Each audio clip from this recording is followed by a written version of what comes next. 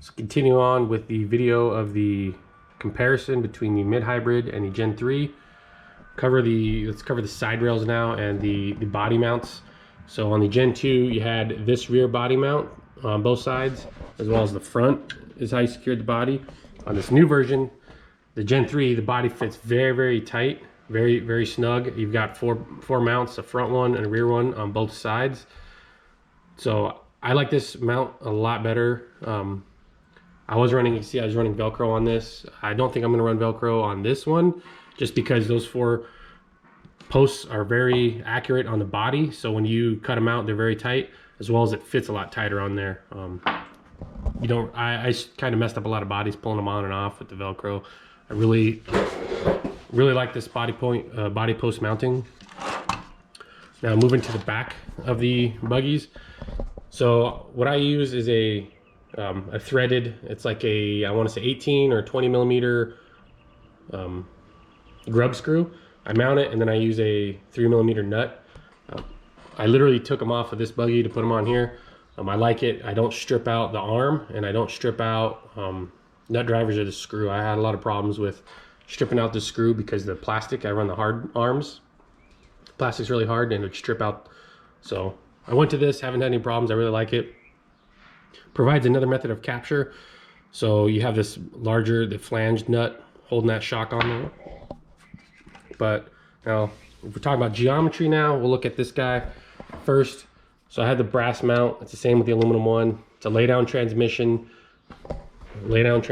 Nothing crazier. A lot more boxier. So on this one, right, you had the molding in the chassis or in the gearbox. You have this layout. Top shaft, a top shaft. I'm running the top shaft slipper eliminator on here, so you don't have the screw here. 13.5 on this guy, so I do have a slipper setup on here. Both gearboxes, they're pretty good. This one I had alignment issues. Depending on what screws you would tighten and how much you tightened them, you could bind up the gearbox, you could bind up the differential. So what I always did was I would lock tight the nuts that went into the screws that went into the motor plate, because if you over tighten them or under tighten them, you either have too much gearbox play or too tight a gearbox play. On this one, run the screws tight, real smooth. Everything's really aligned well in the gearbox, so you don't have too much binding. It does feature these, you can take out the idler, you pull this guy off, and then you pull the transmission out, or the gear differential out, and then you can pull the idler. So if you want to replace it, go to the metal one, lighter one, narrow one, you can do that. That's another improvement. You have the low width gears or low friction gears, which a narrower gear tooth area, so less friction. So those are those 2 parts of the buggies. Looking here at the corners of them, the hubs. So just like the front, you're fixed. You have 3 positions, inboard and outboard. However, you only have 1 height, so you're fixed at that. I did try using the truck ones and buggy ones and going through all of them to adjust this outer camber link height for my roll center, but you just can't do it. If you change the hubs, you really mess up your overall geometry and you'd get an inconsistent buggy. With this one, you have the inboard outboard adjustments via these spacers, as well as the 3 positions on the actual aluminum. You have height adjustment with ball studs. You will need to change the ball stud to a longer one, the taller one, I think the 10 mil, because you'll run out of threads. If you put another millimeter on here, you get away with that, but you're gonna, if you go higher than that, you're gonna want to change that. So back to the height adjustment. This one, fixed inserts, you could adjust toe on the outboard. The new one, you can't adjust toe on the outboard, but you can adjust position and height. So you can move this whole hub outboard or an inboard setting, and then you can move it essentially where the axle or the hinge pin goes through, you can move that up or down. I have it 1 up from the highest setting, so the axle is here. You essentially can move it down or move it 1 more position up through those inserts. Those inserts, I think, are a lot better than the system you have here.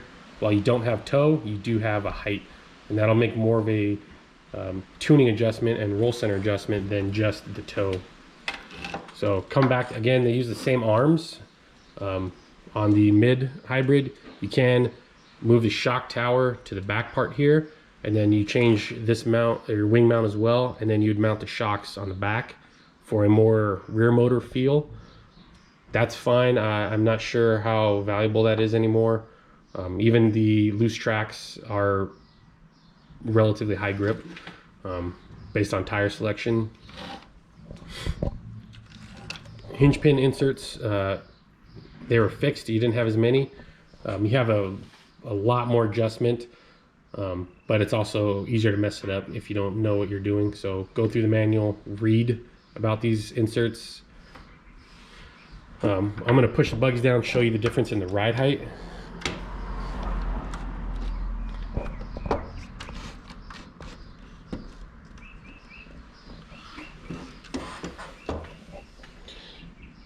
So as you can see on the axle heights, again, I'm probably another 2 mils higher on the Gen 3, and that correlates directly to a ride height. So for the extreme low ride heights, the Gen 3 is much better. You have a lot better geometry, a lot better just everything. You can get a lower ride height and have more control, and that's the important part, because I can squeeze 13 mil ride height here. My shock collar is going to be all the way up, and at that level it's going to be uncontrolled. So essentially I'm going to be the piston's going to be higher in there, there's not going to be any spring on it, and I'm going to lose my up travel. The Gen 3 much better at that, much better adjustment. We do have the updated ball studs and ball cups, which I think are again a huge improvement over the previous version. More traditional style hexes for your drives. Different axles, different axle lengths. That's a huge adjustment. Being able to change where the CVD goes can change how much lockup or drive shaft bind and help against a roll or promote more roll. So this axle actually protrudes further into the CVD and gives you a long, you can run a longer axle, a 66 millimeter. Or so this one's a 69 millimeter. I have the 65s on here. However, these are the kind of like an MIP pucks or a touring car setup where we have a blade, so they're adjustable. I really like those on the stock classes, the 21.5, 17.5s, because it gives you more surface area and more torque to apply. And at the lower ride heights and higher ride heights, you get more travel out of it, more area. Don't have that on here, but I can run and get that axle further into the outdrive and have more area and more usable contact pattern. So another improvement. So if you look at the shock towers, it looks similar in design. However, the Gen 3, we'll say it's kind of narrower but taller compared to the hybrid, which helps again in the control at lower ride heights. Moving on to the motor side of it, the drive motor side, different motor plates, both laydowns. Milled, looks a little bit newer, nicer, more consistent, you know, with other buggy brands. It's a laydown transmission, so your CG, I'm going to say, is probably going to be very similar. But the insert systems, the new Gen 3 features an insert system which locks and locates the differential height at a better adjustment. This one wasn't bad on the mid-hybrid, but the Gen 3 is better at keeping that position locked in there. So covering now, we have the different hinge points. So there are brass and aluminum medium and wide hangers, or I should say narrow hangers, or your suspension D and C mounts that everyone else calls them. I'm running the kit ones. They're working good right now. I'm a little cautious to get the wider or narrower ones because I believe you can end up having a too wide a track width and not be consistent with road rules. I just build my stuff and run my stuff to be consistent with the road rules, so there's no question about cheating, too wide, none of that nonsense. But I'm concerned that if I run the wider ones, which would benefit me with carpet, having a lower, wider platform, that I would have to adjust get the shorter axles as well as different thickness hexes. Not really a problem on here because they're fixed. You can't change the rear hub in and out. You can't change axle length, so you're kind of stuck at that. Wasn't a problem. Here, I still need to verify that I'm within the track width because I do have the arms spaced out as far as I can, and I do have the hub as outboard and up as possible to give me the best control under the lower ride heights. So overall, that's the SRX2 Gen 3 and the mid hybrid.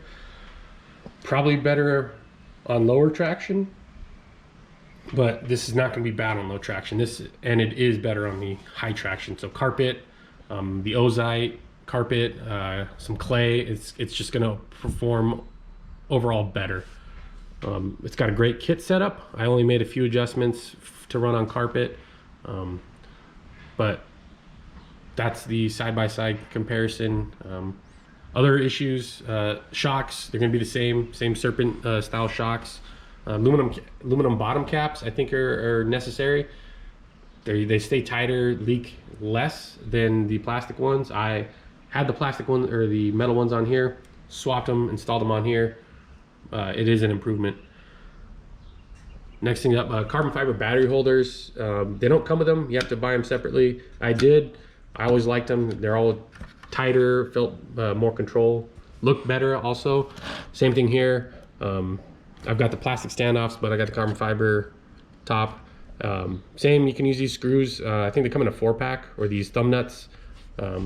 I use them just simpler. The plastic